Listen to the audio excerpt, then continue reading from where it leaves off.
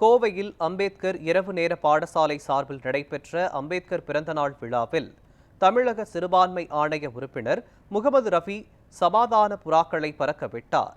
வெள்ளலூர் பகுதியில் அம்பேத்கரின் 135வது பிறந்தநாள் விழா அம்பேத்கர் இரவு நேர பாடசாலை சார்பில் கொண்டாடப்பட்டது.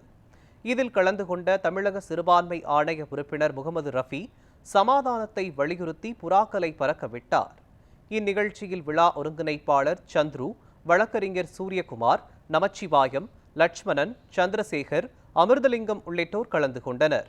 மேலும் பல்சமய நல்லுறவு இயக்க நிர்வாகிகள் அபுதாஹிர், வழக்கறிஞர் இஸ்மாயில், முகமது அலி, காமராஜ், டிஸ்கோ காஜா, கோவை தல்ஹா ஆகியோரும் பங்கேற்றனர். இந்தியாவில் இடஒதுக்கீடு, சமத்துவம், சகோதரத்துவம் என்றாலே சில பேர்த்துக்கு அலர்ஜியா இருக்கிறது. அதை அண்ணல் அம்பேத்கர் அவர்கள் ரிசர்வேஷனுக்காக பாடுபட்டாரு.